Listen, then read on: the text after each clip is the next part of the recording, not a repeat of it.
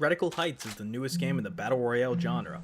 Made by Boss Key with Clint Spazinski of Gears of War fame, it wants to be the next big game in the Battle Royale genre. Honestly, it kinda came out of nowhere as a cash grab. Boss Key's last game, Lawbreakers, could easily be considered a huge failure. It quickly died off, and the fanbase for it, while still fairly active and wants to try to keep the game alive, have pretty much completely failed. When the game launched on PlayStation, it launched to very low praise and barely even ran. It's one of the worst produced games on the PlayStation 4. So really, they just tried to kick this one out the door and get it out there to people quickly. And they released it to extremely early access. However, it being another new free-to-play Battle Royale game that actually looks like it has some amount of promise, seems like it could be going somewhere. So the main question I have is really, what does it do to set itself apart in today's day and age, and with countless clones of different Battle Royale games, from Fortnite clones to PUBG clones to even Minecraft Hunger Game clones?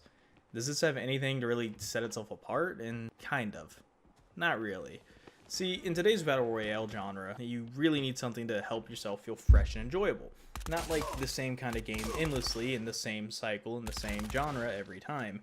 It needs to do something different, and I don't really want to call it a gimmick because it's more a key gameplay feature, but for the sake of this video, I'm going to mostly refer to these as gimmicks.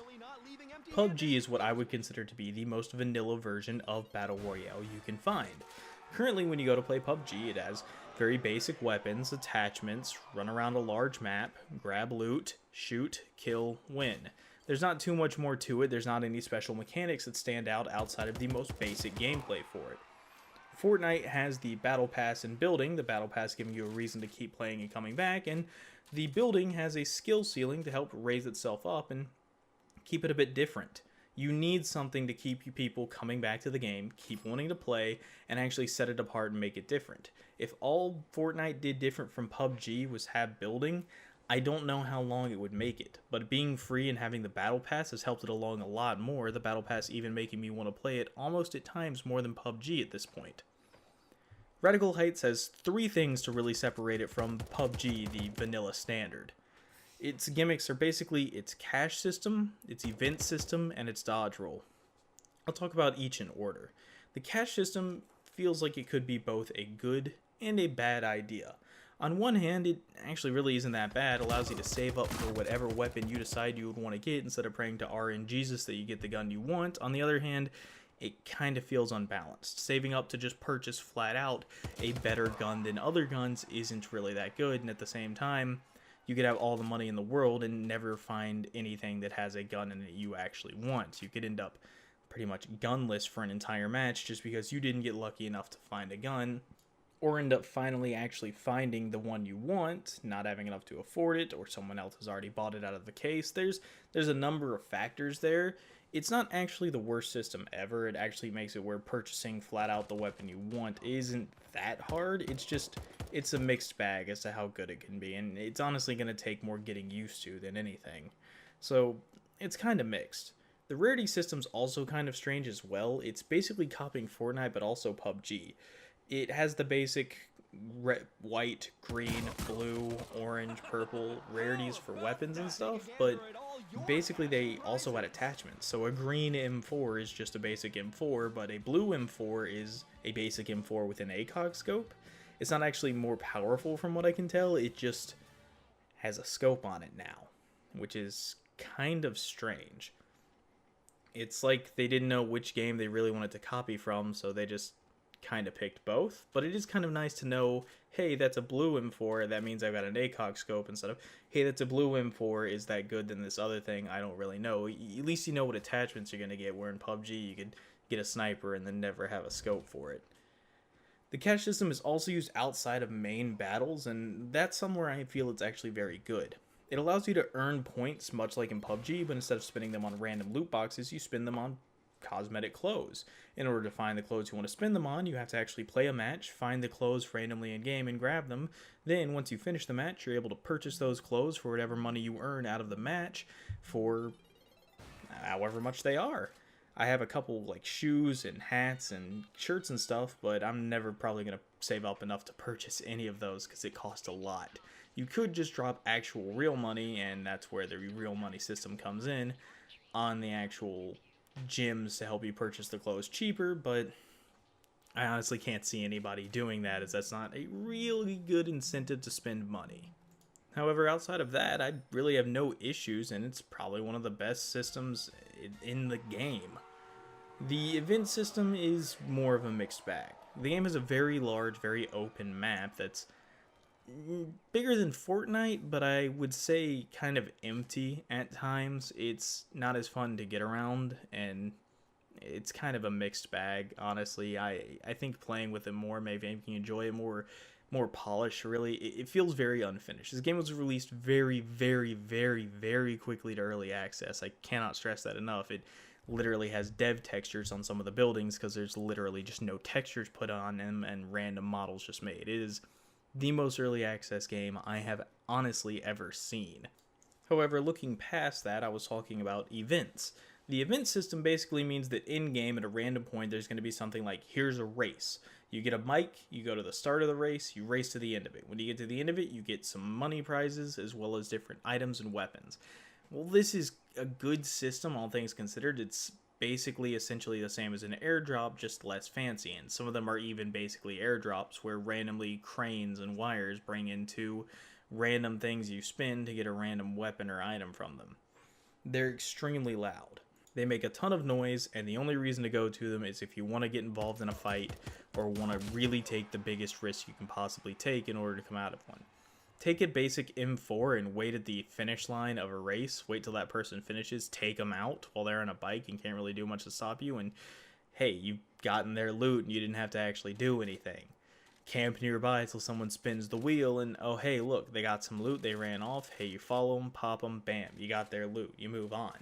The basic tactics of how these things work really breaks it, wherein just having an airdrop from other games, which they already even have in game, they pretty much stole a lot of stuff from PUBG and Fortnite. The new airdrop thing they just recently added to PUBG so that you can call in stuff from the sky is basically taken straight into that as a cell phone you can use to call in to have a airdrop land at your location to get more crates. It's the same kind of system. It really is. However, that's not to say it's bad. It actually works, but the only issue is the events try to be something that's not just an airdrop, while still also basically just being an airdrop that makes even more noise and could get you even more shot. It's actually, at this point, I'd say it's not worth it, and you are much better off in the game if you ignore the events completely and never actually go and participate in them at all, even though they're some of the most neat and unique things the game has to offer. It's just not worth it. Honestly, the thing that gets me most excited for this game is very easily the dodge roll feature. It allows you to dive off the sides of buildings, dive off rooftops, easily slide or dive into cover, and avoid bullets. You could be shooting at someone, be shot at from the side, and dodge roll backwards to avoid their shots and give you a quick moment of breath, and you can use it to run across and dive across rooftops to get to a different rooftop from the top of a building. It's got a lot of uses, and honestly, it's pretty cool. It's nowhere near as useful as the building or vaulting in PUBG, but it has potential, and I really think that's where the game could potentially shine. Pretty much everything else from that point on, though, is your basic PUBG, even down to movement and weapons. The gunplay is extremely similar to PUBG, with the aiming system even being almost exactly the same copy-pasted. The bullets all have travel time and drop. The guns kick a lot and bounce around a lot. It honestly feels like the exact same shooting system as PUBG, just slightly more snappy, and it's not quite as slow all the time. But outside of that, the crouch walk, the prone, the crouch sprint, it's all basically just PUBG without leaning. It has a certain style to it, though. It has a big 80s retro theme with like the crazy hair and the big announcer and all that, which could work in its favor, but currently it's honestly doing nothing with the style. It has a couple neon things here and there. It's like, here's a retro looking arcade, and you have different neon colored things to be like the whole 80s theme of like Vice City style, but it's not actually doing much outside of that. You get the crazy hair, you get some of the coloring on some things, but like half the buildings aren't even textured. It doesn't really feel like a Miami style area on the map. It just feels like a very basic thrown together map.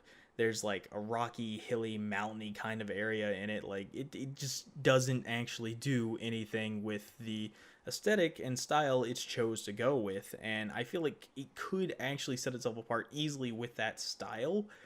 It's just that it's currently doing literally nothing with it. It's not really bad. I'm not going to say it hurts the game. I'd say it actually offers a lot of missed potential that they could capitalize on at a later point, but currently they're just literally doing nothing with it, and it's a mixed bag, much like other things in it.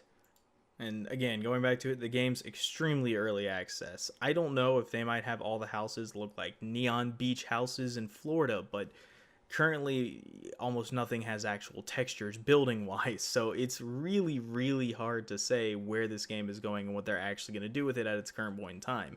In a couple months from now, it could just look completely different. That may be good or it may be bad. It could become its own neon awesome thing, or it could just be another PUBG with a skin. Honestly, who knows? I feel like the one thing the game could do really well to help set itself apart further wouldn't just be taking that skin, and wouldn't be its events or anything like that. The big thing it has going for it right now is movement, and they need to capitalize on that. The dodge roll feels incredibly good. It allows you to roll and dodge and jump from building to building and get around more. The game is called Radical Heights. That dive is super solid. That dive feels good. It's one of the main things I hear people talk about when they actually talk about the game. PUBG has vaulting, and it's nice, and it gets you over fences and stuff, but picture if like Radical Heights added in something like a double jump, and you're like double jumping into the air and then diving to like dive from roof to roof while you're in the middle of shootouts, and like it's doing crazy over the top stuff. It's Radical Heights. It could have like a form of vaulting to get up and down the sides of buildings, almost Spider-Man style, to like hop you into like the second floor of a building, or have like a glider, or like just tons of different things to set itself apart movement wise. It has that snappy, quick, good feel that Fortnite really doesn't, and PUBG really doesn't. It can feel quick and snappy, and getting around and making more movement based actions for the game would actually, I think, be about the best thing it could do. The third person would be justified at that point because you need to see your character more to know what's happening and where you're moving, but at this point the game isn't actually doing anything different or special or anything separate from what PUBG already does, but better. And I think that's the main issue. You could play Radical Heights. It's free and it's on Steam and anyone could play it. But why would you do that when Fortnite's free, has a battle pass, has more levels and stuff to go through, and has almost funner gameplay? Why would you play Radical Heights if you want a more serious shooter when you have PUBG as an option? It has nothing to currently set itself apart or make it special, and that's what it really needs. A new movement system really honing in that style, or really making it more over the top crazy coolness with it being radical, could be just what it needs to actually succeed and become something different and new. Otherwise, this game's just going to flounder as a knockoff PUBG and die off before it ever even gets close to its prime. And I don't really want to see that. Thanks for watching.